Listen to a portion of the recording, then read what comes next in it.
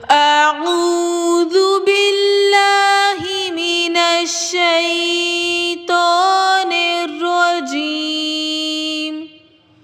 بسم الله الرحمن الرحيم. ألف لام را تلك آيات الكتاب وقرآن مبين. ربما يود الذين كفروا لو كانوا مسلمين. ذرهم يأكلوا ويتمتعوا ويلههم الأمل فسوف يعلمون.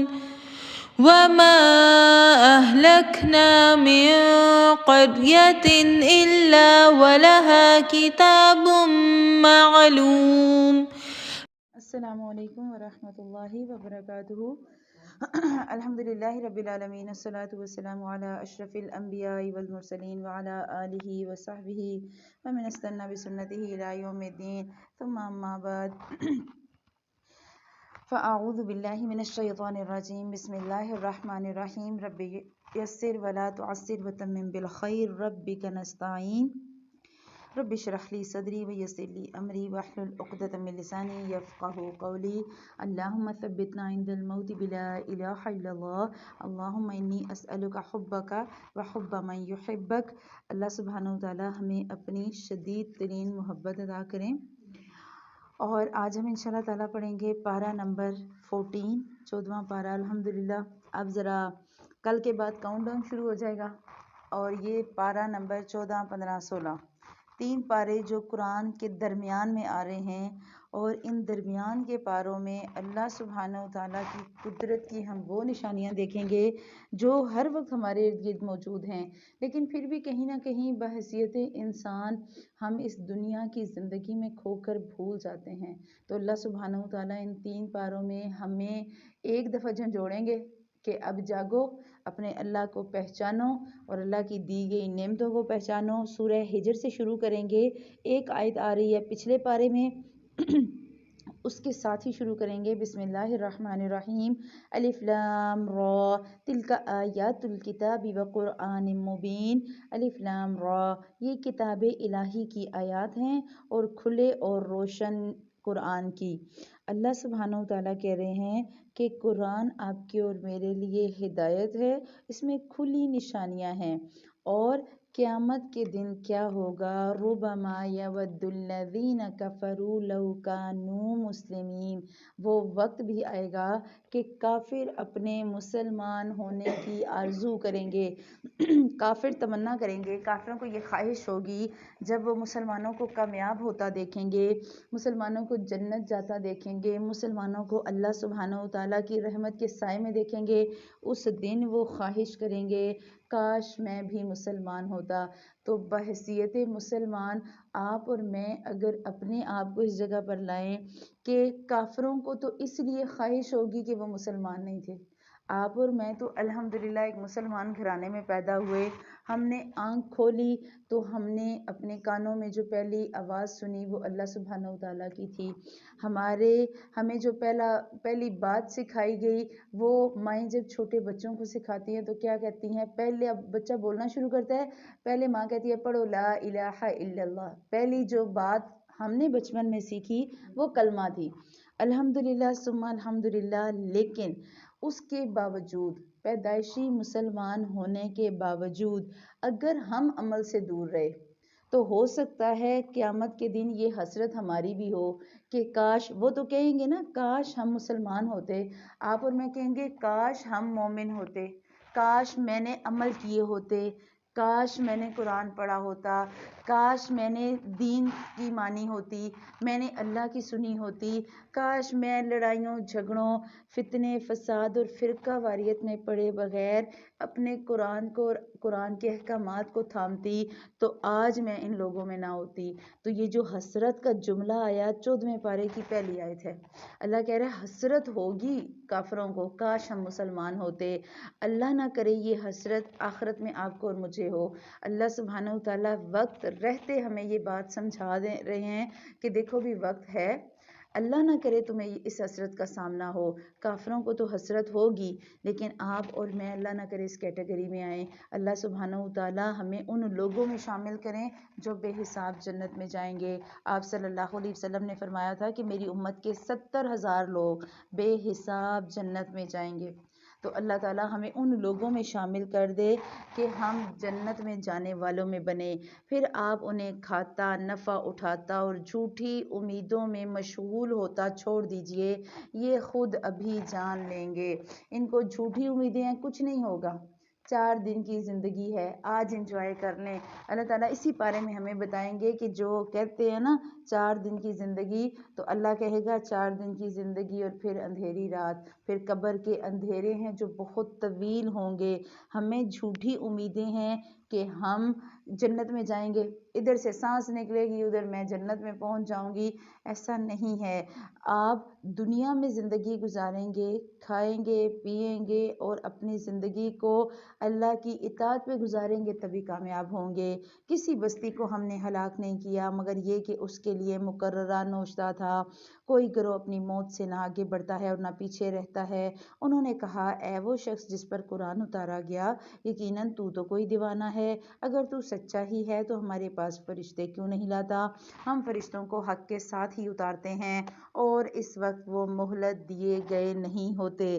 جب کسی کی موت آ جاتی ہے، اس کے پاس موت کا فرشتہ آ جاتا ہے، اللہ کہہ رہا ہے پھر اس کو مہلت نہیں ملتی. اِنَّا نَحْنُ نَزَّلْنَا الذِّكْرَ وَإِنَّا لَهُ لَحَافِظُونَ. ہم نے ہی اس قرآن کو نازل کیا اور ہم ہی اس کے محافظ ہیں. قرآن پاک ابھی تک دنیا میں آئی جانے والی کتابوں میں سے، اور ایون کہ جو اللہ سبحانہ و تعالیٰ نے کتابیں اتاری ہیں، آسمانی کتابیں، ان میں بھی وہ واحد کتاب ہے جو آج تک من و عن محفوظ ہے، جس کے کسی لفظ کو نہیں بدلا گیا، جس کی کسی آیت کو نہیں بدلا گیا. اللہ کہہ رہا ہے یہ ذکر ہے، یہ یاد دہانی ہے، اور اس ذکر میں قرآن بھی ہے اور احادیثیں بھی ہیں اور سنتیں بھی ہیں. اس کو اللہ سبحانہ و تعالیٰ نے محفوظ رکھا.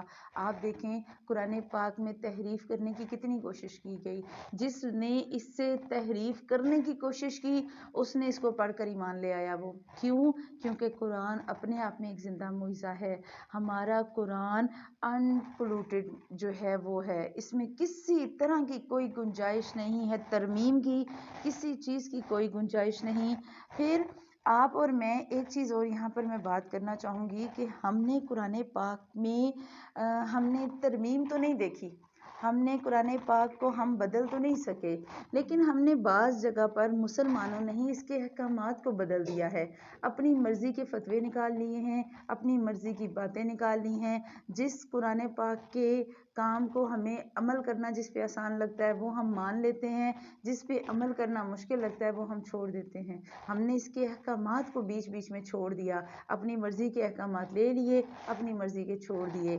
جہاں ہمیں فائدہ لگا اس پہ ہم نے عمل کر دیا، جہاں نقصان کا اندیشہ ہوا وہاں ہم پیچھے ہٹ گئے. لیکن ہم اس قرآن پاک کے احکامات کو نہیں بدل سکے، اس کے الفاظ کو نہیں بدل سکے. کیوں؟ کیونکہ حفاظت کرنے والی ذات خود اللہ سبحانہ و تعالیٰ کی ہے. ہم نے آپ سے پہلے اگلی امتوں میں بھی اپنے رسول بھیجے، اور جو بھی رسول آتا وہ اس کا مذاق اڑاتے. گناہ گاروں کے دلوں میں ہم اسی طرح یہی رچا دیا کرتے ہیں، وہ اس پر ایمان نہیں لاتے، اور یہی اگلوں کا طریقہ گزرا ہے. اور اگر ہم ان پر آسمان کے دروازے کو کھول دیں اور یہ وہاں چڑھنے بھی لگ جائیں تب بھی یہ کہیں گے کہ ہماری نظر بندی کر دی گئی، بلکہ ہم لوگوں پر جادو کر دیا گیا.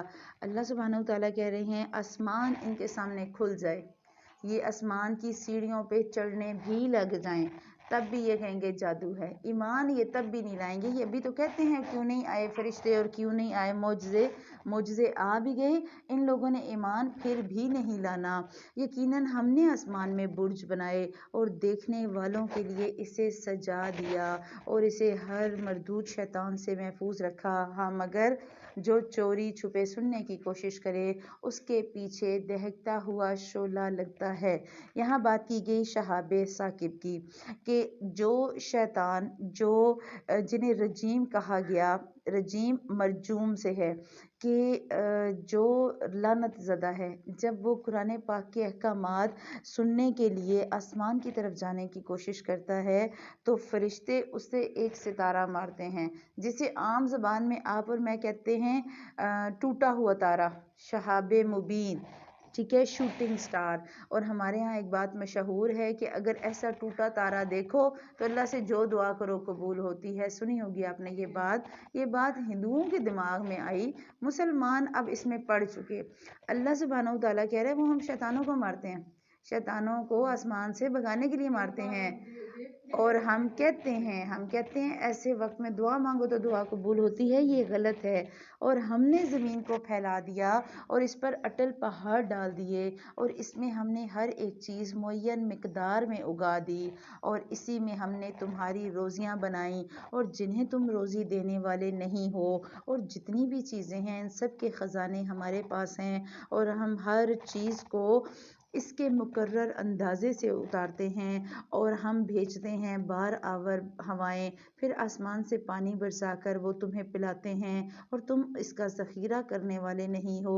ہم ہی جلاتے ہیں اور ہم ہی مارتے ہیں، اور ہم ہی بالآخر وارث ہیں، اور تم میں سے آگے بڑھنے والے اور پیچھے ہٹنے والے بھی ہمارے علم میں ہیں۔ اللہ سبحانہ و تعالیٰ ان ساری آیات میں آپ کو اور مجھے بتا رہے ہیں کہ اللہ سبحانہ و تعالیٰ نے دنیا بنائی، دنیا کا بہترین پرفیکٹ ایکو سسٹم بنایا، ہر چیز ایک خاص مقدار سے رکھی، ایک خاص اندازے سے رکھی، ایک چیز ختم ہونا شروع ہوتی ہے اس کی جگہ دوسری چیز لے لیتی ہے، ہر جاندار دوسرے جاندار کے لیے غذا ہے، ہر جڑی بوٹی کا کوئی نہ کوئی فائدہ ہے، ایون کہ سادی گھاس بھی جو انسانوں کے کام نہیں آتی وہ جانوروں کے چرنے کے کام آتی ہے۔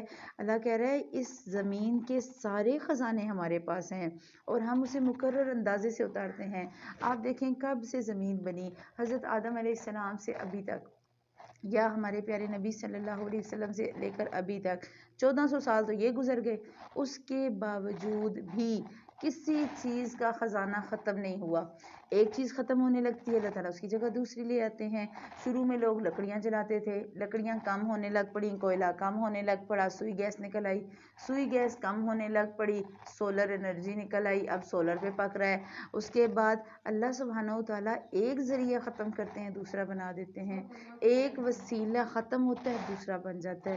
اللہ کہہ رہا ہے مقرر اندازہ ہے ہمارا، ہم بارشیں برساتے ہیں، ہم سارا کچھ کرتے ہیں، تو اللہ سبحانہ و تعالیٰ آپ کو اور مجھے بتا رہے ہیں کہ اگر جو اللہ اتنا پرفیکٹ نظام چلا سکتا ہے اس کے لیے کیا مشکل وہ آپ کو اور مجھے مارنے کے بعد زندہ کر دے۔ آپ اور میں کتنی جگہوں پر دیکھتے ہیں ایک بندہ جسے ڈاکٹرز نے مردہ قرار دے دیا، اس کو جنازے سے پہلے وہ اٹھ بھی جاتا ہے۔ کتنی دفعہ آپ نے یہ بات سنی ہوگی، وہ اٹھ جاتا ہے حالانکہ ڈاکٹرز نے کہہ دیا یہ مردہ ہے، یہ بندہ مر گیا۔ اللہ تعالیٰ ہمارے سامنے یہ نشانیاں پیش کرتے ہیں اور آپ اور میں پھر بھی نہیں سمجھتے۔ اللہ کہہ رہے ہیں ہم ہی اس زمین کے وارث ہیں اور ہمارے علم میں ہے، پھر آپ کا رب سب لوگوں کو جمع کرے گا، وہ بڑی ہی حکمتوں والا اور بڑے ہی علم والا ہے۔ اللہ سبحانہ و تعالیٰ اس سے آگے آپ کو اور مجھے اپنا آپ دکھا رہے ہیں کہ ایک آئینے میں دیکھو اپنے آپ کو کہ تم کیا ہو۔ جب آپ اور میں شیشے میں کھڑے ہوتے ہیں انسان کی اکڑ ہی ختم نہیں ہوتی۔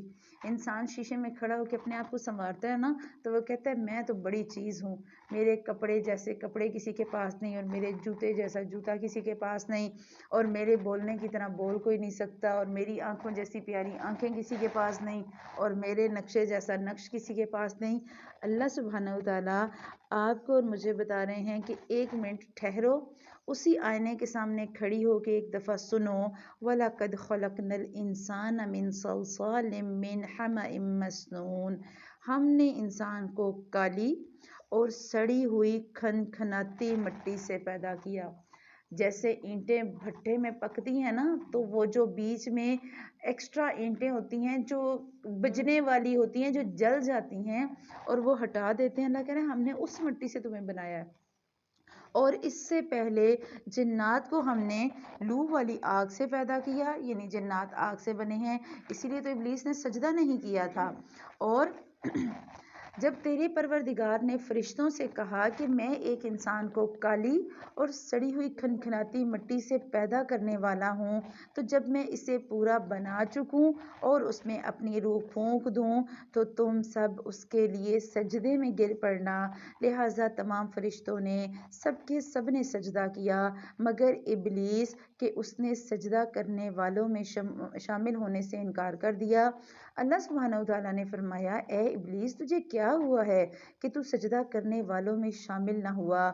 وہ بولا کہ میں ایسا نہیں کہ اس انسان کو سجدہ کروں جسے تو نے کالی اور سڑی ہوئی کھنکھناتی مٹی سے پیدا کیا۔ فرمایا، اب تو جنت سے نکل جا کیونکہ تو رجیم ہے، تو مردود اور لعنت زدہ ہے اور تجھ پر میری پھٹکار ہے قیامت کے دن تک۔ تو کہنے لگا، اے میرے رب مجھے اس دن تک کی ڈھیل دے کہ لوگ دوبارہ اٹھا کھڑے کیے جائیں۔ فرمایا کہ اچھا تو ان میں سے ہے جنہیں مہلت دی گئی مقررہ وقت تک کے لیے۔ شیطان نے کہا، اے میرے رب چونکہ تو نے مجھے گمراہ کیا، مجھے بھی قسم ہے کہ میں بھی زمین میں ان کے لیے معاصی کو مزین کروں گا اور ان سب کو بہکاؤں گا بھی سوائے تیرے ان بندوں کے جو منتخب کر لیے گئے۔ ارشاد ہوا کہ ہاں یہی مجھ تک پہنچنے کی سیدھی راہ ہے۔ قال ھذا صراط علی مستقیم۔ ارشاد ہوا، ہاں مجھ تک پہنچنے کی سیدھی راہ یہی ہے، میرے بندوں پر تجھے کوئی غلبہ نہیں، لیکن ہاں جو گمراہ لوگ تیری پیروی کریں۔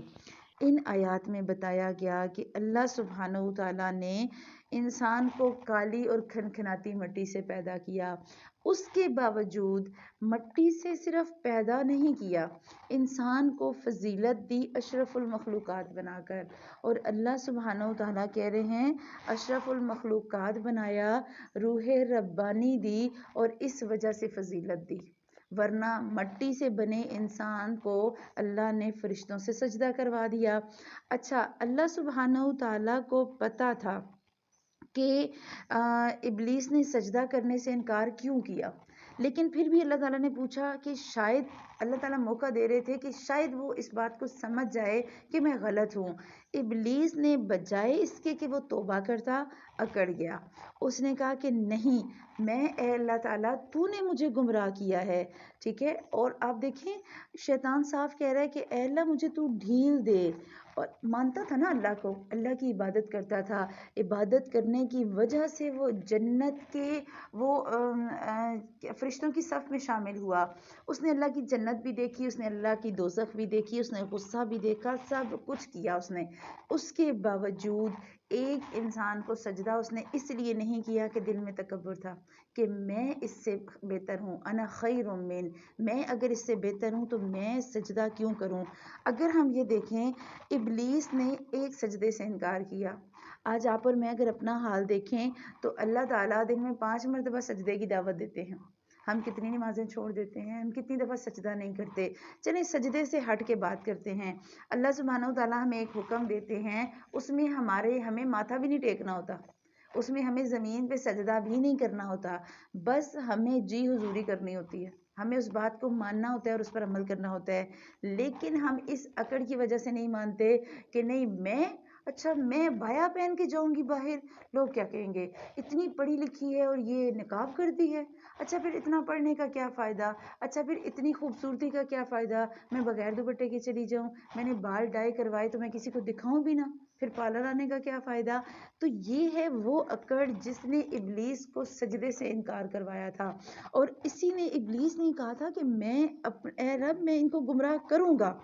اللہ سبحانہ وتعالیٰ کہہ رہے ہیں کہ شیطان اپنی چالیں چلے گا، ہم پیچھے پڑ چکے، اس نے کہا میں ان کے آگے سے بھی آؤں گا اور پیچھے سے بھی اور اوپر سے بھی اور نیچے سے بھی اور دائیں سے بھی اور بائیں سے بھی، وہ ہمارے ہر راستے میں بیٹھتا ہے۔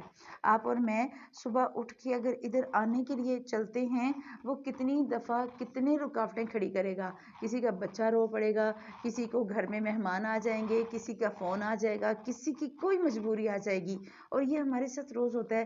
شیطان راستے میں آتا ہے، وہ بیٹھے گا، وہ مسئلے بنائے گا، بعض دفعہ اچانک ایسے وقت میں کال آ جاتی ہے کہ آپ کی کلاس کا ٹائم ہو رہا ہوتا ہے، آپ اس کو نہیں چھوڑ سکتے، بعض دفعہ آپ گھر سے نکل رہے ہوتے ہیں، آپ کا ایک بچہ رو پڑتا ہے، آپ کا دل نہیں کرتا کہ آپ اس روتے بچے کو چھوڑ کے آئیں۔ یہ سب شیطان ہمارے خلاف چالیں چلتا ہے، मोमिन का क्या काम कि मोमिन समझ जाए कि अगर मेरे दीन के रास्ते में रुकावट आ रही है, इसके पीछे शैतान होगा, इसके पीछे शैतान। अल्लाह ताला के करीब जब इंसान जाने की कोशिश करता है, शैतान के वार तेज़ हो जाते हैं। आम रूटीन में शायद आपको अपने काम उतने नहीं लगते, शैतान दिल में डालता है, अच्छा 2 घंटे बैठ के आओगी, पीछे से काम कौन करेगा? अच्छा आज ना जाओ, आज तुमने बाजार जाना है। अच्छा आज ना जाओ, तुमने कपड़े धोने हैं। अच्छा आज ना जाओ, मेहमान आ रहे हैं ना, उनके लिए खाना बनाना है। तो ये जो शैतान दिमाग में डालता है ना कि ये नहीं करो आज, ये इसलिए होता है कि वो हमें उस रास्ते पे देखना नहीं चाहता। अल्लाह ताला ने कहा कि ठीक है, तुमने जो करना है करो, हाँ मैंने बता दिया कि हादा सिरातुन अला मुस्तकीम, सीधा रास्ता ये है। हमने मांगा था इहदिना सिरातल मुस्तकीम, अल्लाह ने कहा जो रास्ता मेरे से हट के होगा वो फिर मुस्तकीम सिरात नहीं होगी, वो फिर सीधा रास्ता नहीं होगा, वो फिर शैतान का रास्ता है। मेरे रास्ते की तड़प रखने वाला मोमिन कभी शैतान की बातों में नहीं आएगा, उसे पता होगा शैतान बहका रहा है। और अल्लाह कह रहा है मेरे बंदों पर तुम्हारा गलबा नहीं होगा। अल्लाह ताला आपको और मुझे अपने बंदे कह रहे हैं जिनके दिल में ईमान है, जो कुरान सुनने के लिए उठकर आते हैं, जो अल्लाह के अहकामात सुनने के लिए उठते हैं। अल्लाह कह रहे हैं कि ये मोमिन तुम्हारे हाथ कभी नहीं आएंगे, वो तुम्हारी चालों को समझ जाएंगे। अल्लाह ने कहा कि जो तुम्हारी पैरवी करेंगे, यकीनन उन सब के वादे की जगह जहन्नम है, वो जहन्नम में जाएंगे। अब आप यहाँ पर एक और देखें कि आप और मैं अल्लाह ताला को सजदा करते हैं ना सजदा, लेकिन उसके बावजूद हम कितने ऐसे शैतान की चालें हैं जिनका शिकार भी हो जाते हैं। हम सजदा करने के बावजूद शैतान के रास्ते पर चल रहे होते हैं। रोज़ा रखेंगे, गीबत करेंगे, नमाज के लिए सर झुकाएंगे, अपने बहन भाइयों को कॉल पे दुआ सलाम करना हमें गवारा नहीं होता। हम सदका खैरात करेंगे, अगले बंदे को एहसान जताकर उस सदके को खाली कर देंगे। आप और मैं शैतान की दोस्ती में इतना आगे बढ़ गए हैं, हम अपनी नेकियां उस बैग में डाल रहे हैं जिसमें कहीं ना कहीं सुराख है, जहाँ से वो अजर निकलता जा रहा है और हमें पता भी नहीं। आप इमेजिन करें कि एक औरत किसी दूर दराज की जगह पानी भरने के लिए गई और वो उसने जो मटका उठाया था उसमें एक सुराख था। वो दूर से पानी का वो मटका भर के उठा के लाती है और जब वो घर के दरवाजे पर पहुंचती है तो वो देखती है कि पानी का मटका खाली। क्यों? वो थोड़ा थोड़ा थोड़ा थोड़ा उस सुराख से बह गया। सफ़र लंबा है, 60-70 साल की ज़िंदगी है, उसमें की गई नेकियां बग़ैर किसी सुराख के बर्तन में डालनी है हमने। अगर हम ऐसे बर्तन को सेलेक्ट करेंगे, हम ऐसे कामों को चुनेंगे जो शैतान के रास्ते में जाते हैं, तो हशर के मैदान में हमें वो सिला नहीं मिलेगा। हमारे पास नेकियां तो होंगी लेकिन उन नेकियों की वुक़्क़त नहीं होगी, उन नेकियों की कोई कीमत नहीं होगी। वो किसी शायर ने कहा था ना कि सजदा खालिक को भी, इबलीस से याराना भी, हशर में किस से अकीदत का सिला मांगेगा। अगर हम सारे काम झुकते तो हैं, सजदा तो अल्लाह के आगे कर रहे हैं, लेकिन साथ साथ हम वो सारे काम कर रहे हैं, हम किसी को पैसे देते हैं और फिर हम 10 जगह गिन देते हैं और 10 लोगों के सामने उसकी बेइज्जती कर देते हैं। अच्छा तुम्हें मैंने अपना पुराना जोड़ा दिया नहीं था, तुम्हें समझ नहीं आती? अच्छा मैंने तुम्हारे साथ ये नेकी की नहीं थी, भूल जाती हो? एक तो तुम्हारे साथ जितना भी कर लो ना तुम्हें कदर नहीं, एक तो इसके साथ जो मर्जी कर लो ये इसको समझ ही नहीं आती। तो ये जो तरीक़ेकार है हमारा नेकियां जमा करने का, हमें उस नेकियां जमा करने के तरीक़ेकार पे भी गौर करना है। जब आप कहीं जाने लगते हैं ना तो आप हमेशा अपने घर में से वो सूटकेस निकालते हैं जो सबसे प्यारा हो, जो अच्छा हो, जो सफ़र के रास्ते में अच्छा लगे। ऐसा ही है ना, हम घर में अगर आपके पास 3 सूटकेस हैं और तीनों में से एक की हालत बेहतर है, एक बैग है ट्रैवलिंग का जो आपके पास अच्छी हालत में है, हम बाहर जाने लगते हैं, हम वो अच्छे वाला निकालते हैं। क्यों? रास्ते में जाते हुए कितने लोगों ने देखना है, हमारा बैग फटा हुआ ना हो। दूसरी सोच ये भी होती है कोई सामान गिर ना जाए, उसकी कोई जिप खराब ना हो। जिप खराब होती है, हम क्या करते हैं, पहले उसको रिपेयर करवाते हैं। अगर हमने जन्नत के रास्ते पे जाना है, हमें اپنی نیکیاں جمع کرنے والے اس باکس اور بیگ کو بھی دیکھنا ہے کہ کہیں ایسا تو نہیں کہ اس کی کوئی زپ کھلی ہو، کہیں ایسا تو نہیں کہ میں ساری زندگی نیکیاں کرتی جاؤں، اپنے آپ کو بڑا فن خان سمجھوں، میں تو بڑی نیک ہوں، میں نے تو نمازیں بھی ساری پڑھی اور تہجد بھی پڑھے، لیکن رویے ایسے رکھے کہ وہ نیکیاں ساری کی ساری ختم ہو گئیں، اور پھر اس بندے جیسا حال نہ ہو ہمارا کہ جو باہر جاتا ہے اور اللہ کے سامنے جو بندہ جائے گا اور اللہ کے سامنے جانے کے بعد اور اللہ کے حضور جب کھڑا ہوگا تو اللہ تعالیٰ حساب لینا شروع کریں گے، اور حساب لیں گے تو سارے وہ اس کے پاس نیکیوں کا ڈھیر ہوگا، خزانہ ہوگا نیکیوں کا، اور لوگ کہیں گے کہ اس نے میرا یہ حق دینا، کرتے کرتے اس کی ساری نیکیاں ختم، اور پھر ابھی بھی لوگ حقدار بچے ہوں گے، اور پھر وقت وہ آئے گا کہ اللہ تعالیٰ کہیں گے کہ اپنے گناہوں کے بوجھ اس پہ ڈال دو اگر اس کے پاس نیکیاں نہیں، اور وہ بندہ گناہوں کے انبار کے ساتھ جہنم میں دھکیلا جائے گا۔ اللہ نہ کرے ہمارا انجام ایسا ہو۔ اللہ کہہ رہے ہیں کہ ان سب کے وعدے کی جگہ جہنم ہے جس کے 7 دروازے ہیں اور ہر دروازے کا ایک ایک حصہ بٹا ہوا ہے۔ جہنم کے لیے 7 دروازے، اور کہا جاتا ہے، مفسرین کہتے ہیں کہ یہ خاص لوگوں کے لیے ہوں گے، مثلا ایک دروازہ مشرکوں کے لیے، ایک دہریوں کے لیے، زانیوں کے لیے، سود خوروں کے لیے، چوروں کے لیے، ڈاکوؤں کے لیے، اس طرح۔ پھر 7 دروازے سے مراد کچھ مفسرین نے یہ لی کہ یہ جہنم کے 7 درجے ہیں، جیسے جنت کے 100 درجے ہیں نا، ہر بندہ اپنے اعمال کے حساب سے درجے چڑھے گا، اسی طرح جہنم کے 7 درجے ہیں جس میں حطمہ، سعیر، سقر، جہیم، حاویہ، اور کہا جاتا ہے کہ جو سب سے اوپر والا درجہ ہوگا وہ ان موحدین کے لیے ہوگا جنہوں نے کلمہ پڑھا، اللہ کو مانا، لیکن ان کی عمل میں کمیاں تھیں، جو گناہوں میں بھی پڑے، پھر وہ جب اپنے گناہوں کی سزا بھگت لیں گے تو انہیں جنت میں ڈالا جائے گا، ان کے لیے جہنم کا پہلا درجہ۔ لیکن وہ پہلا بھی کیا ہوگا، اللہ ہمیں اس سے بھی بچائے، کیونکہ ہمیں نہیں پتا کہ اس پہلے درجے کی شدت بھی کتنی ہوگی۔ پھر کچھ اسکالرز یہ بات کہتے ہیں کہ یہاں جو 7 درجوں کی بات کی گئی، یہ جہنم کے 7 دروازے ہیں، اس سے مراد وہ 7 ذریعے ہیں جن سے انسان جہنم میں پہنچے گا۔ 7 وہ گناہ کبیرہ جیسے شرک ہے، قطع رحمی ہے، قتل ہے، زنا ہے، اسی طرح کمزوروں پر ظلم کرنا، جھوٹی شہادت دینا، یہ سب۔ اور کچھ اسکالرز اس بات سے تھوڑا سا آگے گئے، وہ کہتے ہیں یہ 7 دروازے دراصل وہ 7 اعضاء ہیں جن سے انسان گناہ کرتا ہے، جیسے دل میں گناہ کا خیال پیدا ہوا، آپ دیکھیں نا، دل، دماغ، سوچ پیدا ہوتی ہے کہ اچھا یہ بندہ ایسا ہے، گناہ کا مرکز دماغ اور دل، پھر آنکھیں دیکھتی ہیں، پھر وہ جذبات بڑھتے ہیں، پھر زبان سے وہ محبت کی باتیں شروع ہوتی ہیں، پھر آگے ہاتھ ٹچنگ تک جاتے ہیں اور پاؤں چل کے جاتے ہیں، اور پھر شرمگاہ تصدیق یا تکذیب کر دیتی ہے۔ تو کچھ اسکالرز نے کہا کہ اس سے مراد یہ 7 اعضاء ہیں جو گناہ کی طرف لے کر جاتے ہیں، تو جو جس حد تک جائے گا اس حساب سے گناہ کے حساب سے اس کو جہنم میں جلایا جائے گا۔ لیکن اس کے مقابلے میں اللہ تعالیٰ کہہ رہے ہیں کہ جس نے نیکی کی، پرہیزگار یا جنتی لوگ باغوں اور چشموں میں ہوں گے۔ جو لوگ اللہ کے نیک راستے پہ چلیں گے، پرہیزگار ہوں گے، تو اللہ کہہ رہے ہیں پرہیزگار جنتی لوگ باغوں اور چشموں میں ہوں گے، ان سے کہا جائے گا سلامتی اور امن کے ساتھ اس میں داخل ہو جاؤ، ان کے دلوں میں رنجش اور کینے کو نکال دیا جائے گا، اور وہ بھائی بھائی بنے ہوئے ایک دوسرے کے سامنے آمنے سامنے تختوں پر بیٹھے ہوں گے، نہ انہیں وہاں کوئی تکلیف چھو سکتی ہے اور نہ وہ وہاں سے کبھی نکالے جائیں گے۔ تو نبی عبادی انی انا الغفور الرحیم، اے نبی صلی اللہ علیہ وسلم میرے بندوں کو آپ بتا دیں کہ میں بڑا ہی بخشنے والا اور بڑا ہی مہربان ہوں۔ اللہ سبحانہ و تعالیٰ کہہ رہے ہیں عمل سے زندگی بنتی ہے، جنت بھی جہنم بھی، یہ خاکی اپنی فطرت میں نہ نوری ہے نہ ناری ہے۔ اللہ نے آپ کو اور مجھے ایک جیسا انسان بنایا، ہمیں فرق کون، جنت اور جہنم کا فرق کیوں رکھا؟ عمل کی وجہ سے۔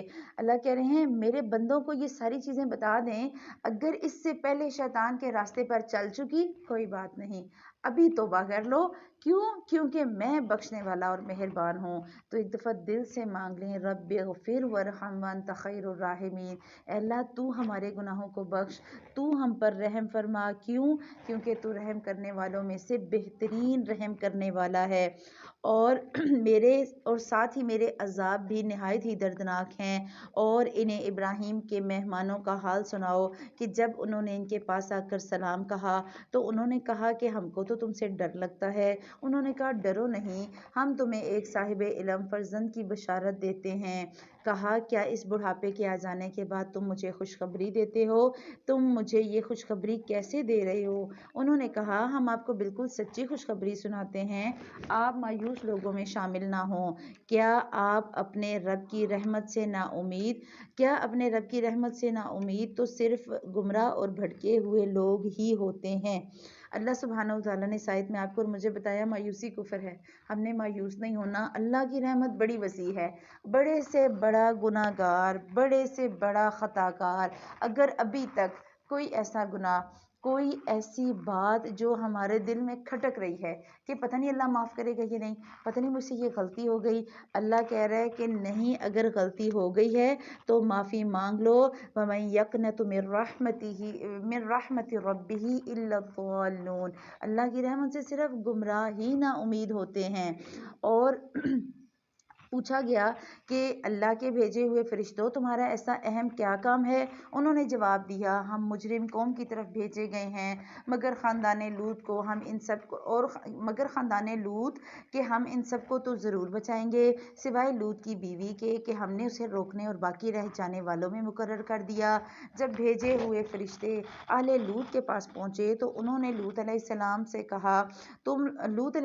نے ان سے کہا تم لوگ تو کچھ انجان معلوم ہو رہے ہو۔ انہوں نے کہا نہیں، بلکہ ہم آپ کے پاس وہ چیز لائے جس میں لوگ شک و شبہ کر رہے تھے۔ لوگ کہہ رہے تھے نا سچے ہو عذاب لاؤ، سچے ہو عذاب لاؤ۔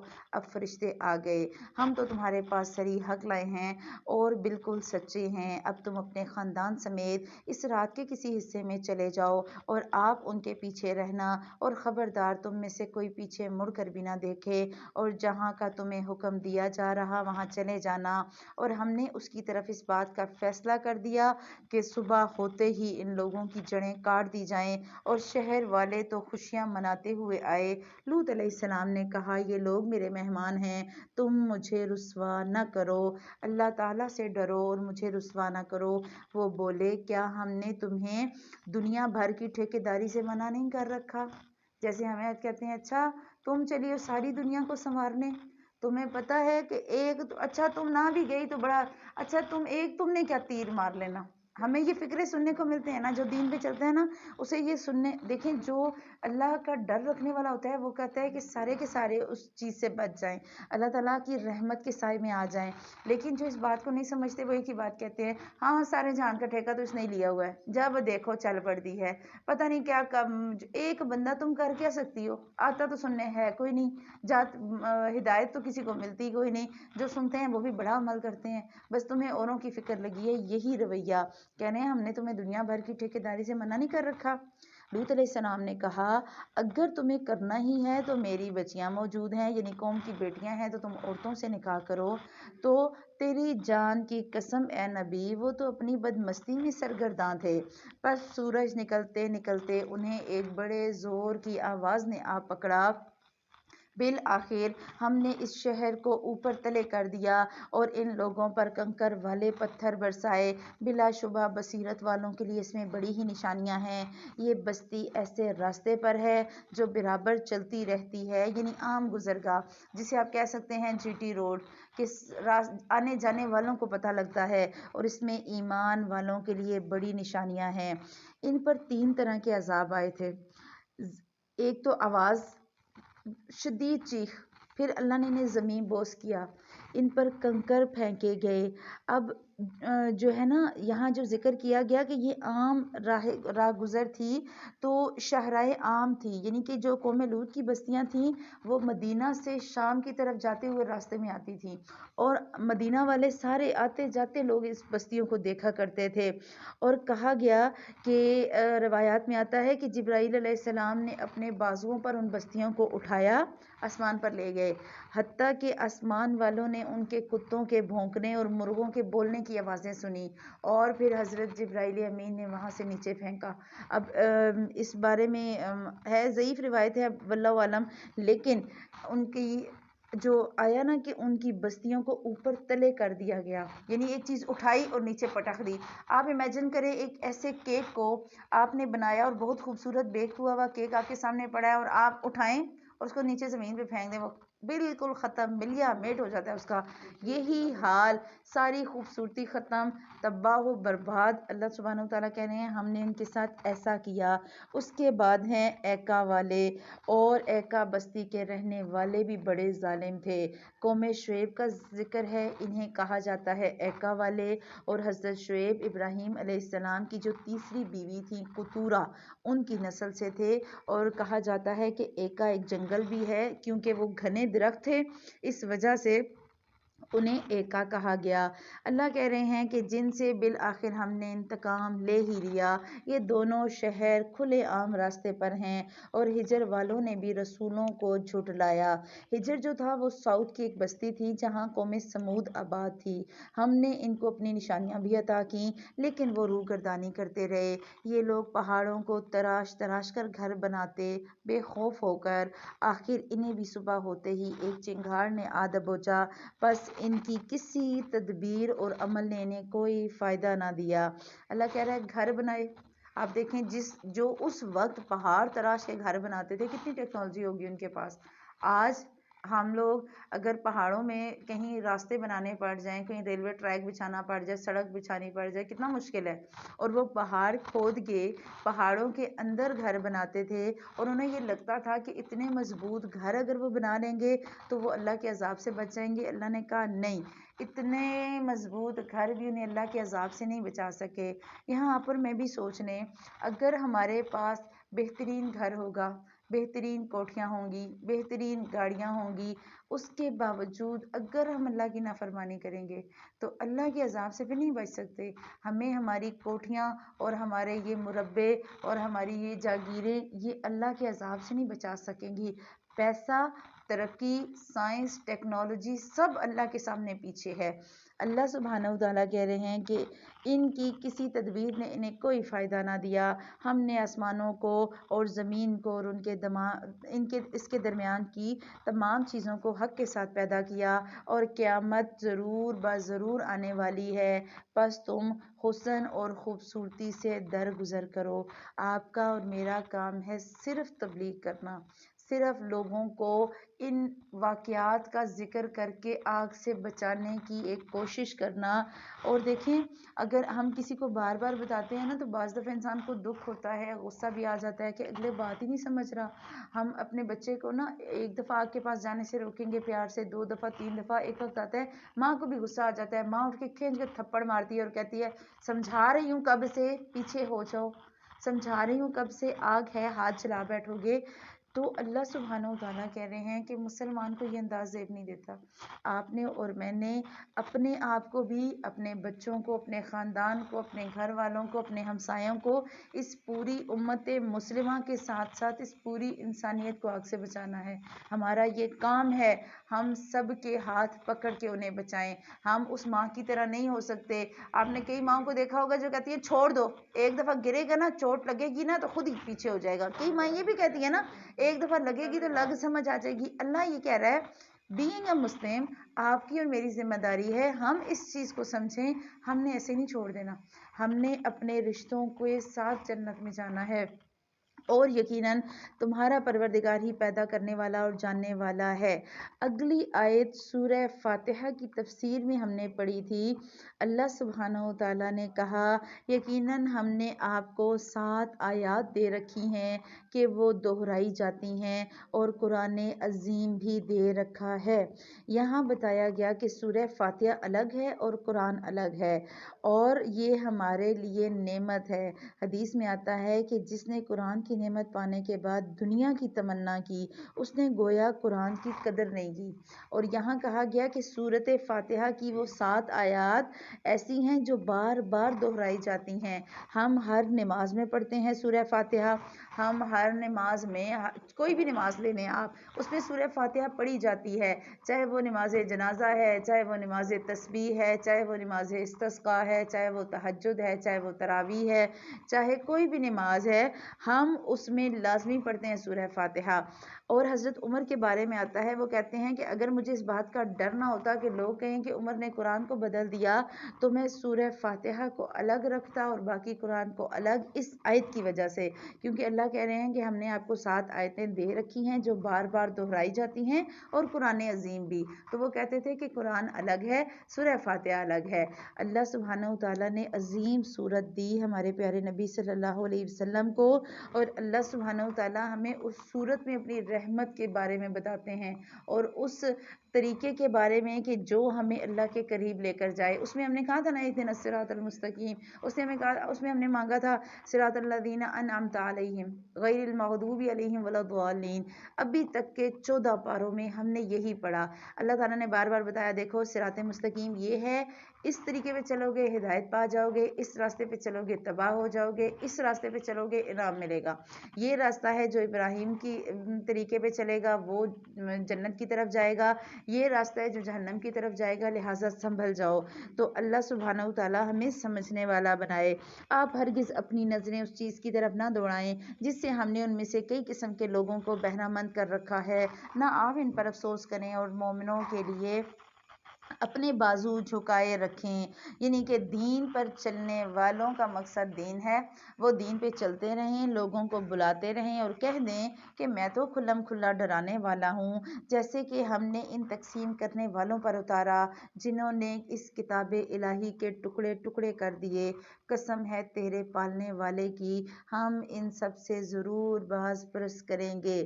بات تو یہاں ہو رہی ہے بنی اسرائیل کی اور یہود کی کہ انہوں نے اپنی کتابوں کے ٹکڑے ٹکڑے کیا، لیکن آج ہم نے اپنی کتاب کو تو ٹکڑے ٹکڑے نہیں کیا، بات وہی کہ ہم نے اس کتاب کے احکامات کو ٹکڑے ٹکڑے کر دیا۔ ہم اپنی مرضی کے احکامات پہ فتوے لگا لیتے ہیں، ہم نے اپنی مرضی کے چیزوں پہ فرقے بنا رکھے ہیں۔ اللہ سبحانہ وتعالیٰ ہمیں ان چیزوں کو سمجھنے والا بنائے۔ بس آپ اس حکم کو جو آپ کو کہا جا رہا ہے کھول کر سنا دیجئے اور مشرکوں سے منہ پھیر لیجئے۔ آپ سے جو لوگ مسخرہ پن کرتے ہیں ان کی سزا کے لیے ہم کافی ہیں، جو اللہ کے ساتھ دوسرے معبود مقرر کرتے ہیں انہیں ان قریب معلوم ہو جائے گا۔ ہمیں خوب علم ہے کہ ان کی باتوں سے آپ کا دل تنگ ہوتا ہے۔ اللہ کے نبی صلی اللہ علیہ وسلم کو بھی تو دکھ ہوتا تھا، میں بلا رہا ہوں یہ آ نہیں رہے، میں جہنم سے بچانا چاہتا ہوں یہ بچ نہیں رہے، میں دعوت دے رہا ہوں یہ سنتے ہی نہیں۔ تو اللہ سبحانہ وتعالیٰ کہہ رہے ہیں آپ اپنے پروردگار کی تسبیح اور حمد بیان کریے، فَسَبِّحْ بِحَمْدِ رَبِّكَ وَكُن مِّنَ السَّاجِدِينَ، اور آپ سجدہ کرنے والوں میں شامل ہو جائیں اور اپنے رب کی عبادت کرتے رہیں یہاں تک کہ آپ کو موت آ جائے۔ یہ ہے آپ کی اور میری زندگی بدلنے والی آیت، سورہ ہجر آیت نمبر 97 اور 98 اور 99۔ اللہ سبحانہ وتعالیٰ نے ایک ٹارگٹ دیا آپ کو اور مجھے، اللہ نے کہا دنیا میں بھیجا ہے، کیوں بھیجا ہے؟ ہم نے انسان اور جنوں کو صرف اپنی عبادت کے لیے پیدا کیا، وَمَا خَلَقْتُ الْجِنَّ وَالْإِنسَ إِلَّا لِيَعْبُدُونَ۔ اللہ نے آپ کو اور مجھے اس لیے بنایا کہ ہم اس کی عبادت کریں۔ اب سوال ہے عبادت کب کریں اور کتنی کریں؟ ان آیتوں میں جواب، آپ اپنے پروردگار کی تسبیح اور حمد بیان کریں، سجدہ کرنے والوں میں شامل ہو جائیں اور اپنے رب کی عبادت کرتے رہیں یہاں تک کہ موت آ جائے۔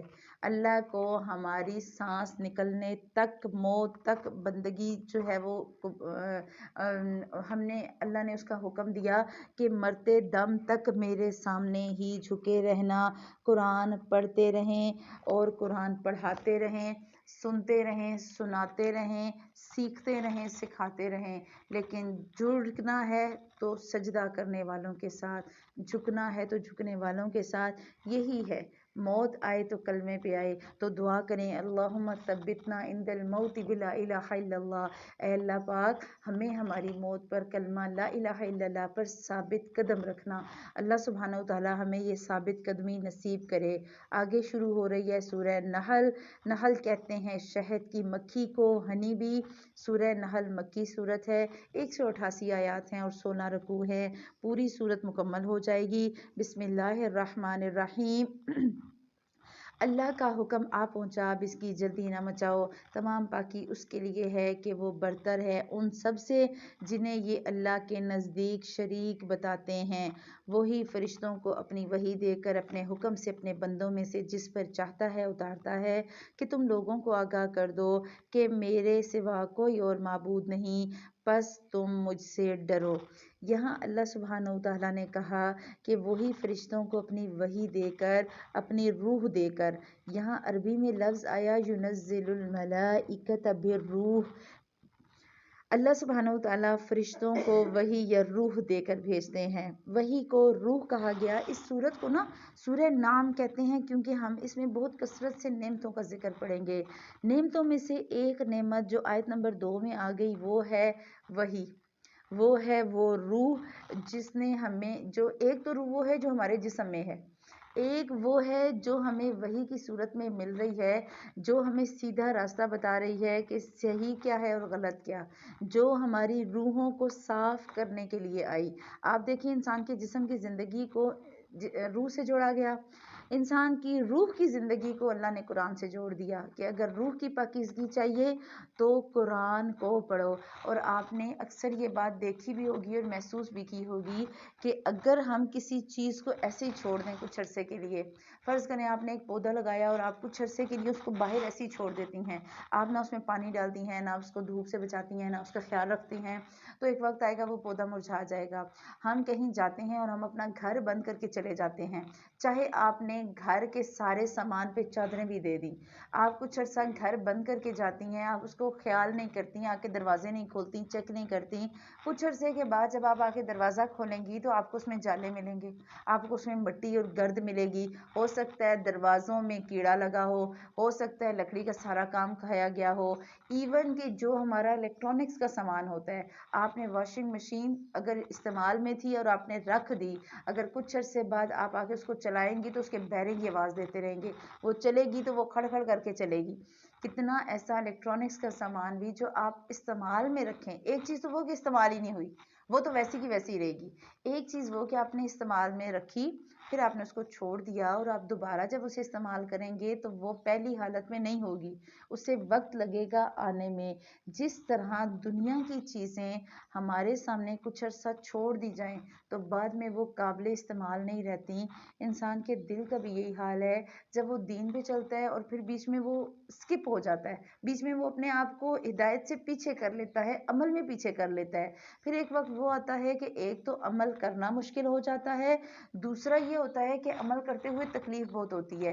ایک بندہ جسے اللہ تعالیٰ نے آپ اور میں مسلمان گھروں میں پیدا ہوئے، بچپن سے اماں نے اٹھا کے 5 نمازیں ٹائم پہ پڑھوائیں، پھر جب اپنی جوانی کا نشہ چڑھا پھر ہم نے نمازوں کو چھوڑ دیا، پھر ماں نے کہا اٹھ کے نماز پڑھو تو ہم نے کہا جی میں بالغ ہوں، میرا حساب آپ سے نہیں ہوگا، آپ اپنا کام کریں، اور بچہ نمازیں چھوڑ دیتا ہے، تو جب اللہ کی طرف سے دوبارہ ہدایت ملتی ہے خیال نہیں رکھے گا تو گرد پڑ جائے گی، اور وہ کتنے ہی مٹی، آپ نے وہ حدیث جو سنی کہ اللہ کے نبی صلی اللہ علیہ وسلم نے فرمایا تھا کہ مومن جب کوئی گناہ کرتا ہے تو اس کے دل پر ایک سیاہ دھبا لگ جاتا ہے، اور پھر جیسے جیسے وہ گناہ کرتا جاتا ہے وہ دھبا بڑھتا جاتا ہے اور اس کا سارا دل سیاہ ہو جاتا ہے، اور ایک وقت وہ آتا ہے کہ وہ مومن کا سارا دل سیاہ ہو جاتا ہے، لیکن اگر وہ توبہ کرے تو وہ دھبا مٹ جاتا ہے۔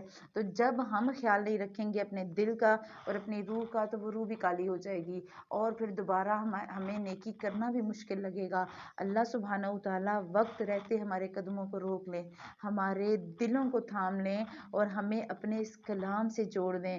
اس پوری صورت میں ہم صرف نعمتوں کا تذکرہ پڑھیں گے اور ہمیں اندازہ ہوگا کہ نعمتوں میں سب سے بڑی نعمت ہے نعمت ہدایت۔ اس کے بعد اگر ہم نعمتیں گننا شروع کریں پھر اسی صورت میں آئے گی کہ اگر تم اللہ کی نعمتوں کا شمار کرنا چاہو لا تحصوها، تم تو اس کو شمار بھی نہیں کر سکتے، اتنی نعمتیں ہیں۔ تو اللہ تعالیٰ ہمیں ان نعمتوں کا حق ادا کرنے والا بنائے۔ وہ اللہ وہ ہے کہ اس نے آسمان اور زمین کو حق کے ساتھ پیدا کیا، وہ اس سے بری ہے جو مشرک کرتے ہیں۔ اس نے انسان کو نطفے سے پیدا کیا، پھر وہ سری جھگڑالو بن بیٹھا۔ انسان جھگڑالو ہے اور اس نے جانور یعنی چوپائے پیدا کیے جن میں تمہارے لیے گرمی کے لباس ہیں اور بہت سے نفع بھی ہیں اور بعض تمہارے کھانے کے کام آتے ہیں۔ اللہ سبحانہ وتعالیٰ نے پہلی آیت میں بتایا کہ انسان اپنی اگر تخلیق دیکھے تو اس سے اکڑ آئی نہ، لیکن وہ ناشکرا ہے، وہ جھگڑا کرنے والا ہے، اور جب انسان جھگڑا کرتا ہے تو انسان جانوروں سے بھی زیادہ بدتر ہو جاتا ہے۔ جانور بدتر ہوتے ہیں نا، جب جانور ہیں تو اللہ تعالیٰ اگلی آیت میں کہہ رہے ہیں جانور تو وہ ہیں کہ جو گرمیوں میں تمہارے لیے لباس ہیں۔ جانوروں سے آپ دیکھیں کیا کیا ملتا ہے، دودھ، گھی، سارا کچھ ہم جانوروں سے لیتے ہیں۔ آپ ان کی وہ چربی، اس سے آپ صابن بنا رہے ہیں، اس کے بعد آپ ان کی جو کھال ہے اس سے سویٹر بنا رہے ہیں، چمڑے سے آپ جوتے بنا رہے ہیں۔ تو جانور تو پھر بھی کسی نہ کسی طرح کام آ جاتا ہے، لیکن اگر انسان اپنی اوقات بھول جائے، انسان اپنی حدود توڑ دے تو وہ کسی کے کام نہیں آتا، اس سے پھر کوئی بولنا بھی پسند نہیں کرتا۔ اور ان میں تمہارے لیے رونق بھی ہے، تم جب چرا کر لاؤ تب بھی، اور جب چرانے لے جاؤ تب بھی، اور وہ تمہارے بوجھ ان شہروں تک اٹھا کر لے جاتے ہیں جہاں تم بغیر آدھی جان کیے پہنچ ہی نہیں سکتے۔ یقیناً تمہارا رب ہی بڑا شفیق ہے اور نہایت مہربان ہے۔ گھوڑوں کو، خچروں کو، گدھوں کو اسی نے پیدا کیا کہ تم ان کی سواری لو، اور وہ باعث زینت بھی ہے، اور بھی وہ بہت سی ایسی چیزیں پیدا کرتا ہے جس کا تمہیں علم بھی نہیں، اور اللہ پر سیدھے راستے کا بتا دینا ہے، اور بعض ٹیڑھے راستے ہیں، اگر وہ چاہتا تو تم سب کو سیدھے راستے پر لے آتا۔ اللہ سبحانہ وتعالیٰ نے ان ساری آیات میں آپ کو اور مجھے اپنی قدرت کے تھوڑے سے نظارے کروائے۔ جب ہم کسی خوبصورت چیز کو دیکھتے ہیں نا، ہم اس کی تعریف کیے بغیر رہ نہیں سکتے۔ ہم افطار میں ایک چیز بنائیں اور ہم بار بار پوچھ رہے ہوتے ہیں بتائیں نا کیسی بنی ہے، بتاؤ نا، پکوڑے ہی بنا لیے، بریانی بنا لی، 6 بندے ہیں گھر میں کھانے والے، سب سے الگ الگ پوچھیں گے اچھا آپ کو کیسی لگی، اچھا بتائیں نا، اور ہمارا دل کیا چاہتا ہے، وہ بار بار کہے ہاں آج تم نے بڑی اچھی بنائی ہے بریانی۔ اسی طرح اگر ایک بندہ جس کی جو پروفیشن ہوتا ہے، اگر اس کے کام کی تعریف کی جائے تو اسے خوشی محسوس ہوتی ہے۔ آج ہم اللہ سبحانہ وتعالیٰ کی بنائی ہوئی وہ پینٹنگ دیکھ رہے ہیں کہ جس میں اللہ تعالیٰ نے کہا سب کچھ میں جو ہے وہ بنا رہا ہوں، سب کچھ میں نے تمہارے لیے بنایا، اور تم ہو کہ تمہیں پھر بھی احساس نہیں کہ اللہ کیا ہے، تو کبھی تم شکر نہیں ادا کرتے۔ تو دعا کریں الحمدللہ بنعمت الاسلام، اللہ تعالیٰ کا شکر اس نے ہمیں اسلام جیسی نعمت دی، وعلا بنعمت القرآن، اور اس کا شکر کہ اس نے ہمیں قرآن جیسی نعمت دی۔ اللہ کہہ رہے ہیں کہ وہی تمہارے فائدے کے لیے آسمان سے پانی برساتا ہے جسے تم پیتے بھی ہو، اور اسی سے اگے ہوئے درختوں سے تم اپنے جانوروں کو بھی چراتے ہو، یعنی کہ جہاں سب کچھ میں تمہارے لیے بنا رہا ہوں، ہر چیز میری تابعدار ہے، تو اے انسان تم بھی میرے تابعدار بن جاؤ۔ ہر چیز تابعداری کر رہی ہے نا، اور یہاں پر یہ بھی دعا کرنے ہیں اللہ تعالیٰ بارش تو برساتے ہیں، لیکن آج کل جو بارشیں ہو رہی ہیں وہ آپ کے اور میرے لیے تو فائدے کے لیے ہیں۔ کیوں ہم سوچ رہے ہیں جی روزے بڑے اچھے ہو گئے، روزے بڑے ٹھنڈے ہو گئے، لیکن جن کی فصلیں ہیں، جن کی گندمیاں ہیں، فصلوں کے لیے یہ بارش خطرناک ہے، تو اللہ تعالیٰ سے دعا کریں اے اللہ تیری رحمت ہے بارش، لیکن اس وقت اگر ہماری فصلیں تباہ ہو گئیں رزق کی کمی ہو جائے گی، پھر اس سے بہتر ہے کہ آپ ان سلسلوں کو روک دیجئے۔ اور اللہ کے نبی صلی اللہ علیہ وسلم نے فرمایا تھا کہ اگر کسی علاقے میں بارش ہو اور اس علاقے میں بارش کی ضرورت نہ ہو تو دعا کی جائے اللہم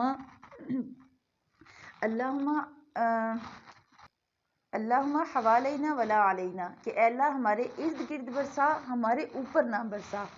دعائے استسقاء تو پڑھی جاتی ہے نا کہ اللہ ہم پر بارش برسا، لیکن اگر زیادہ ہو جائے اور اس علاقے والوں کو بارش کی ضرورت نہ ہو، پھر وہ دعا کریں گے اللہم حوالینہ ولا علینا، اے اللہ ہمارے ارد گرد کے علاقوں پر برسا، ہم پر نہ برسا، کیونکہ یہ بارش اب ہمارے لیے باعث جو ہے وہ تکلیف یا آزمائش نہ ہو۔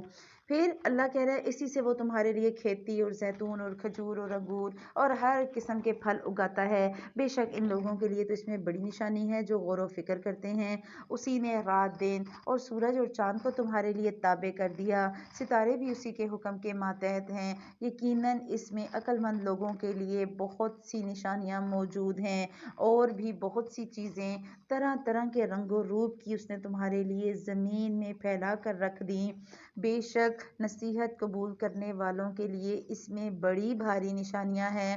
اور دریا بھی اس نے تمہارے بس میں کر دیے کہ تم اس میں سے نکلا ہوا تازہ گوشت کھاؤ اور اس میں سے اپنے پہننے کے لیے زیورات نکال سکو، اور تم دیکھتے ہو کہ کشتیاں اس میں پانی چیرتی ہوئی چلتی ہیں، اور اس لیے بھی کہ تم اس کا فضل تلاش کرو، اور ہو فَلَعَلَّكُمْ تَشْكُرُونَ، شاید کہ تم شکر بھی کر لو۔ اتنی نعمتیں گنوائی اللہ نے کہا کائنات میں ہر چیز میری پابند ہے، ہر چیز، سورج وقت پہ آتا ہے، چاند وقت پہ آتا ہے، سیزن وقت پہ آتے ہیں، گھاس وقت پہ نکلے گی، جاندار اپنے حساب سے رہتے ہیں۔ جہاں پوری کائنات میری پابند ہے تو اے انسان تم بھی میرے پابند بن جاؤ۔ اگر اللہ سبحانہ وتعالیٰ چاہتا تو اللہ سبحانہ وتعالیٰ آپ کو اور مجھے اتنی نشانیاں گنوا کے بتا رہا ہے کہ اگر ایک بندہ مسلمان نہیں بھی پیدا ہوا، دیکھیں یہاں پر میں تو الحمدللہ مسلمان، جو مسلمان نہیں بھی پیدا ہوا، تو یہ ساری کی ساری آیات اللہ سبحانہ وتعالیٰ کے ایکوائرڈ نالج کو ڈسکرائب کر رہی ہیں۔ ایک ہوتا ہے ایکوائرڈ نالج اور ایک ہوتا ہے ریویلڈ نالج۔ ایک وہ علم ہے کہ اللہ سبحانہ وتعالیٰ نے آپ کو اور مجھے وحی کے ذریعے دیا، جس کو آپ اور میں اس وقت پڑھ رہے ہیں۔ ایک وہ علم ہے کہ آپ اور میں اٹھتے بیٹھتے سوتے جاگتے دیکھ رہے ہیں اللہ کی قدرت کی نشانیاں۔ انہی نشانیوں کو تو دیکھ کر ابراہیم علیہ السلام ہی مان لائے تھے۔ انہوں نے کہا سورج ہے میرا تو یہ رب ہے، لیکن جب دیکھا سورج ڈوب رہا ہے کہا ڈوبنے والا تو رب ہو ہی نہیں سکتا۔ اسی طرح چاند کو دیکھا کہا اچھا چاند ہے یہ میرا رب ہے، اچھا چاند بھی ڈوب گیا کہا میرا رب نہیں ہو سکتا۔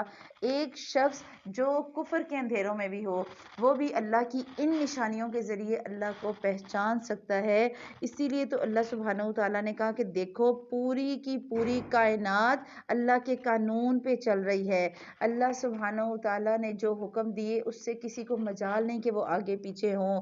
تو اللہ سبحانہ وتعالیٰ نے جو آپ کو اور مجھے قوانین دیے، جو ہمیں شریعت دی، ہمیں جو اصول دیے، اللہ نے چاند کو حکم دیا وہ اپنے وقت پہ آتا ہے۔ اللہ نے آپ کو اور مجھے ایک چیز سے رکنے کا حکم دیا، ہم نہیں رکتے۔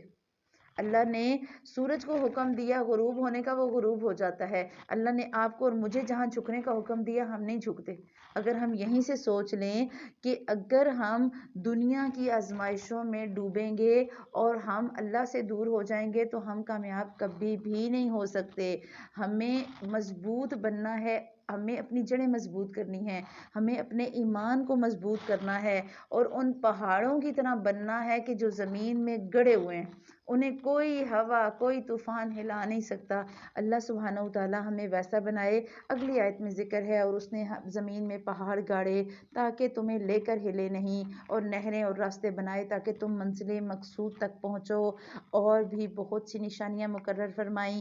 ستاروں سے لوگ راستہ تلاش کرتے ہیں، تو کیا وہ جو پیدا کرتا ہے اس جیسا ہے کوئی جو پیدا، تو کیا وہ جو پیدا کرتا ہے اس جیسا ہے جو پیدا نہیں کر سکتا؟ کیا تم بالکل سوچتے نہیں؟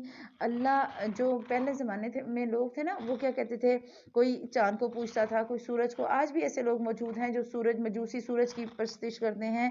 اللہ کہہ رہا ہے کہ میں نے تمہیں یہ ساری چیزیں بتا دی، اس کے باوجود تم سمجھتے کیوں نہیں ہو؟ وَإِن تَعُدُّوا نِعْمَتَ اللَّهِ لَا تُحْصُوهَا، اگر تم اللہ کی نعمتوں کا شمار کرنا چاہو تو تم انہیں شمار نہیں کر سکتے، ہم گن ہی نہیں سکتے۔ اگر میں کہوں کہ میں ایک کاپی لے لوں، ایک ڈائری لے لوں اور اس پہ میں لکھنا شروع کروں اور میں اس پوری کاپی کو اور اس ڈائری کو بھر دوں تو بھی میں اللہ کی نعمتیں شمار نہیں کر سکتی۔ اللہ کہہ رہا ہے نہیں گن سکتے تو کیا کرو، ان اللہ لغفور الرحیم، اللہ بخشنے والا مہربان ہے، اس سے بخشش مانگ لو، اس سے اپنے گناہوں کو بخشوا لو۔ مہربانی ہے اس کی کہ اس نے آپ کو اور مجھے عقل دی اور سوچ دی اور شعور دیا، تو اسی شعور کے ساتھ اللہ سے دعائیں مانگتے ہیں، اے اللہ تو ہماری پچھلی ساری خطاؤں کو بخش دے، اور جو کچھ تم چھپاؤ اور جو ظاہر کرو اللہ سب جانتا ہے۔ جن کو یہ لوگ اللہ کے علاوہ پکارتے ہیں وہ کسی چیز کو پیدا نہیں کر سکتے، بلکہ وہ تو خود پیدا کیے ہوئے ہیں، وہ مردے ہیں زندہ نہیں۔ انہیں تو یہ بھی شعور نہیں کہ کب اٹھائے جائیں گے، کب اٹھائے جائیں گے، مطلب قبروں سے انہیں کب نکالا جائے گا، قیامت کب قائم ہوگی۔ تم سب کا معبود صرف ایک اکیلا اللہ ہے، اور آخرت پر ایمان نہ رکھنے والوں کے دل منکر ہیں اور وہ خود تکبر سے بھرے ہوئے ہیں۔ بے شک اللہ سبحانہ وتعالیٰ ہر اس چیز کو جسے وہ چھپاتے ہیں اور جسے وہ ظاہر کرتے ہیں بخوبی جانتا ہے۔ انہ لا یحب المستکبرین، اللہ تکبر کرنے والوں کو، غرور کرنے والوں کو، خود پسندی کرنے والوں کو پسند نہیں کرتا۔ ہم نے دورہ قرآن شروع کرتے ہوئے دعا مانگی تھی اللہم ارزقنی حبک، اے اللہ ہمیں اپنی محبت عطا کر۔ اللہ کہہ رہا ہے کہ اگر میری محبت چاہیے، عقل کو نکال دو، خود ہی کو نکال دو، اس میں کو نکال دو۔ یہ جو میں ہے نا وہ بہت سی جگہوں پر خراب کرے گی، وہ پھر تمہیں جنت تک نہیں لائے گی، وہ پھر تمہیں جہنم میں لے جائے گی۔ اللہ سبحانہ و تعالیٰ کو سخت ناپسند ہے کہ کوئی شخص تکبر کرے۔ حدیث میں آتا ہے کہ وہ شخص جنت میں نہیں جائے گا جس کے دل میں ذرہ برابر بھی کبر ہوگا۔ اگر آپ سمجھتی ہیں میں ہوں، میرے جیسا تو کھا کوئی نہیں سکتا، تو میرے جیسا پکا کوئی نہیں سکتا، تو میرے جیسا رہ کوئی نہیں سکتا، تو میرے جیسا ہو کوئی نہیں سکتا، نہیں، اللہ کہہ رہا ہے ذرا بھی تکبر اللہ کو پسند نہیں۔ حدیث میں آتا ہے کہ 3 چیزیں ہیں جو انسان کو ہلاک کرنے والی ہیں، جنہیں مہلکات کہتے ہیں، ہلاک کرنے والی چیزیں۔ ایک ہے بخل، کنجوسی کرنا، دوسرا ہے خواہش نفس، اور تیسری ہے خود پسندی۔ سب سے آگے یہ سمجھنا کہ میں تو سب سے اچھی ہوں، میرے جیسا تو میرے خاندان میں کوئی نہیں، اور میرے جیسا تو میرے معاشرے میں کوئی نہیں۔ اور 3 چیزیں ایسی ہیں جو انسان کو نجات دلا دیں گی، اور اس میں ہے اللہ کا خوف، چاہے وہ ظاہر میں ہو یا باطن میں ہو، اور انسان کا عدل کرنا، چاہے وہ خوشی میں کرے یا غم میں کرے، اور پھر تیسرا میانہ روی اختیار کرنا۔ تو اللہ تعالیٰ ہمیں تکبر سے بچائے۔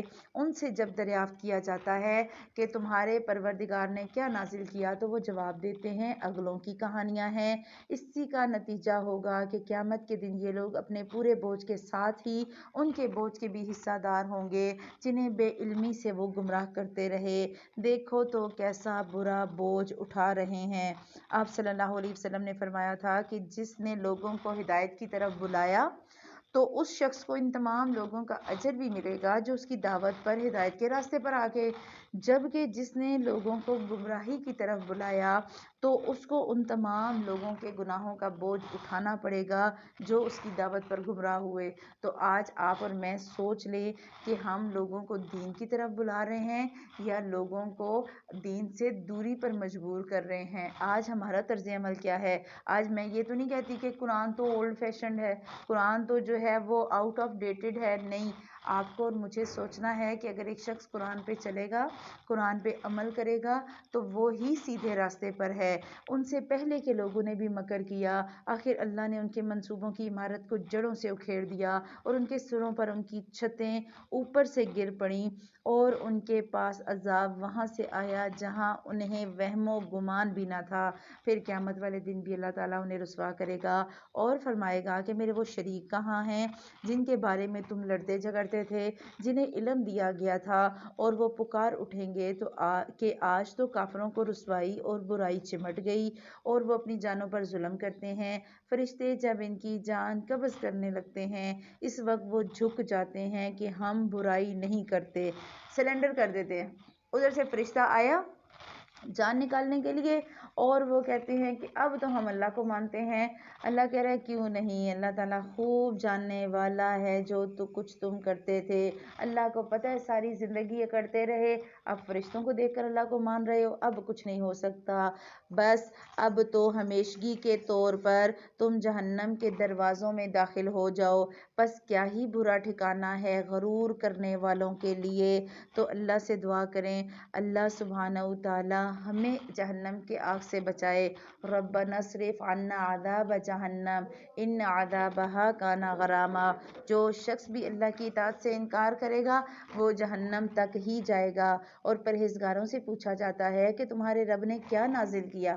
آپ سے اور مجھ سے اگر کوئی پوچھے کہ قرآن میں 14 پاروں میں کیا پڑھ کے آئی ہو، آپ اور میں کیا جواب دیں گے؟ اللہ تعالیٰ کہہ رہے ہیں وہ جواب دیتے ہیں بہت ہی اچھی چیز اتاری ہے میرے اللہ نے، جن لوگوں نے بھلائی کے لیے ان کے لیے اس دنیا میں بھی بھلائی ہے، اور یقیناً آخرت کا گھر تو بہت ہی بہتر ہے، اور کیا ہی خوب پرہیزگاروں کا گھر ہے، ہمیشہ والے باغات جہاں وہ جائیں گے جن کے نیچے نہریں بہہ رہی ہیں، جو کچھ یہ طلب کریں گے ان کے لیے موجود ہوگا۔ اور پرہیزگاروں کو اللہ تعالیٰ اسی طرح بدلے عطا کرتا ہے، وہ جن کی جانیں فرشتے اس حال میں قبض کرتے ہیں کہ وہ پاک صاف ہوتے ہیں، اور وہ کہتے ہیں تمہارے لیے سلامتی ہی سلامتی ہے، جاؤ جنت میں اپنے ان اعمال کے بدلے داخل ہو جاؤ جو تم کرتے تھے۔ اللہ سبحانہ و تعالیٰ نے بتایا خواہشات کو جس نے دنیا میں ایک طرف کیا، اللہ کی اطاعت پہ چلا، اپنی تمام خواہشات کو اللہ کی اطاعت کی وجہ سے چھوڑ دیا، اللہ قیامت والے دن وہ ساری خواہشیں پوری کرے گا۔ حدیث میں آتا ہے کہ اللہ سبحانہ و تعالیٰ بندے کی ان خواہشات کو بھی پورا کرے گا جو دنیا میں اس نے اللہ کے لیے چھوڑ دی۔ اگر ایک شخص ہے، اسے گانا پسند ہے، وہ اس لیے گانا نہیں گاتا یا گانا نہیں سنتا کہ اللہ کو ناپسند ہے، اللہ قیامت والے دن کہے گا چلو اپنی سریلی آوازوں میں گانے گا لو۔ ایک عورت جسے پارلر جانا پسند ہے، جسے وہ سب کچھ کرنا پسند ہے جو پارلر میں کیا جاتا ہے، لیکن وہ اللہ کی حدود میں رہتے ہوئے اللہ کی اطاعت کی وجہ سے نہیں جاتی۔ کسی کو ماڈلنگ پسند ہوتی ہے، کسی کو ایکٹنگ پسند ہوتی ہے، وہ سارے کام اللہ تعالیٰ قیامت والے دن کہے گا چلو اب جنت میں آ گئی ہو، اب تمہارا جو چاہے کرو۔ اگر ایک عورت کو اچھا لائف سٹائل پسند ہے اور اسے پتہ ہے کہ وہ برائی کے راستے پر اگر چلے گی تو وہ لائف سٹائل اسے مل جائے گا، لیکن وہ اس راستے کو اللہ کی اطاعت کے لیے چھوڑ دیتی ہے، اللہ قیامت والے دن وہی لائف سٹائل دے دیں گے، اللہ کے ہاں کچھ بھی نہیں۔ اور کہا جاتا ہے کہ جو 70 حوریں ملیں گی نا مردوں کو، مرد اس بات پہ بہت خوش ہوتے ہیں ہمیں 70 حوریں ملیں گی، تو وہیں کہا گیا ان 70 حوروں کی سردار وہ بیوی ہوگی جو دنیا میں اس شوہر کی اطاعت گزار تھی، اور وہ حوروں سے زیادہ خوبصورت ہوگی، ٹھیک، لیکن اچھا حوروں سے زیادہ خوبصورت کیوں ہوگی؟ کیونکہ وہ اپنے کردار کی وجہ سے وہاں گئی۔ آپ دیکھیں حوروں کو تو اللہ نے ویسے ہی خوبصورت بنایا، دنیا کی بیوی اپنے کردار اپنے اخلاق کی وجہ سے وہاں تک جائے گی تو وہ ان کی سردار ہوگی۔ تو اللہ سبحانہ و تعالیٰ آپ کو اور مجھے ان آیات میں یہی بتا رہے ہیں، اللہ آپ کے اور میرے عمل دیکھتا ہے، اللہ کو کوئی غرض نہیں آپ اور میں ہماری صورتیں کیسی ہیں، ہمارے قد کیسے ہیں، ہمارے رنگ کیسے ہیں، کیوں اس نے ہمیں پیدا کیا۔ اللہ سبحانہ و تعالیٰ کے اسی فرمان کے بارے میں حدیث میں آتا ہے ان اللہ لا ينظر الى صورکم واموالکم، اللہ تمہاری صورتیں اور مال نہیں دیکھتا، ولکن ينظر الى قلوبکم واعمالکم، اللہ تمہارے دل اور تمہارے اعمال دیکھے گا۔ تو اللہ تعالیٰ ہمیں اپنے دل اور اعمال اچھے کرنے والا بنائے، چمکدار دل ہوں، صاف اعمال ہوں، تاکہ ہم جنت میں جائیں۔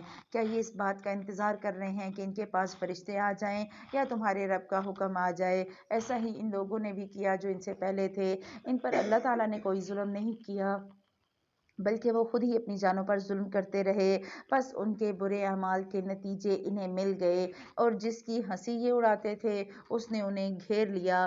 مشرک لوگوں نے کہا کہ اگر اللہ چاہتا تو ہم اور ہمارے باپ دادا اس کے علاوہ کسی اور کی عبادت ہی نہ کرتے، نہ اس کے فرمان کے بغیر کسی چیز کو حرام کرتے، یہی فعل ان سے پہلے لوگوں کا رہا، تو رسولوں پر تو صرف کھلم کھلا پیغام پہنچا دینا ہے۔ آپ اور میں بھی تو یہی کہتے ہیں، ہمارے معاشرے میں کتنے ایسے لوگ ہیں جو یہی باتیں کہتے ہیں، پہلوں نے بھی یہی کہا، اس وقت کے اللہ کے نبی کے زمانے والے لوگوں نے بھی یہی کہا، اور آج بھی لوگ یہی کہتے ہیں۔ اچھا لوگ کیا کہتے ہیں کہ اگر اللہ چاہتا تو میں یہ کر لیتی۔ اچھا اللہ نے ہدایت رکھی نہیں ہوگی نا میری، اللہ نے اتنی ہدایت رکھی ہوگی کہ بس میں نماز پڑھوں، اللہ تعالیٰ چاہتے ہی نہیں نا کہ میں اس راستے کی طرف آؤں، ورنہ اللہ تعالیٰ میرے لیے کوئی اور راستہ نہ بناتے، اللہ تعالیٰ ہی نہیں چاہتے تو ہم وہ ابلیس والا قول کہ اللہ تو نے مجھے گمراہ کیا۔ آج بھی انسانوں کا یہی حال، اللہ کہہ رہا ٹھیک ہے چھوڑ دو، اللہ آپ کو اور مجھے دیکھ رہا ہے اور ایگزامن کر رہا ہے۔ ہمارا اس وقت حال وہ، ہم دنیا میں آئے امتحان کی جگہ ہے دنیا، ہمارا حال وہ کہ ہم اس کمرہ امتحان میں بیٹھے پرچہ دے رہے ہیں، اور انویجیلیٹر جو آپ پر مقرر ہے، جو ایگزامینر آپ پر مقرر ہے، جب ہم کسی دنیا کا امتحان دینے جاتے ہیں تو کیا ہوتا ہے، اگر فرض کریں یہ حال ہے اور یہاں ساری بچیاں پیپر دے رہی ہیں، اور فرض کریں میں اپنے آپ کو کہوں یا آپ میں سے کوئی ایک ایگزامینر ہے، انویجیلیٹر ہے، وہ گھوم پھر کے دیکھ رہا ہوتا ہے کہ بچہ کیا لکھ رہا ہے، استاد دیکھ رہا ہوتا ہے بچہ کیا لکھ رہا ہے، استاد کو پتہ ہوتا ہے یہ بچہ یہاں سے غلط لکھ رہا ہے، استاد کو پتہ ہوتا ہے اس سوال کا جواب یہ غلط لکھ رہا ہے، لیکن وہ نہیں بتاتا نا، کیوں؟ کیونکہ پتہ ہوتا ہے امتحان ہو رہا ہے، رزلٹ آئے گا تو صحیح غلط پتہ لگ جائے گا۔ تو جس نے جتنی تیاری کی ہوتی ہے پیپر میں وہ وہی چیز لکھے گا، اور اللہ سبحانہ و تعالیٰ آپ کو اور مجھے بھی ایسے ایگزامن کر رہے ہیں، وہ دیکھ رہے ہیں کوئی غلط لکھ رہا ہے لکھتا رہے، کوئی صحیح لکھ رہا ہے لکھتا رہے، رزلٹ ملے گا قیامت کے دن حشر کے میدان میں، اور پھر پتہ لگے گا کہ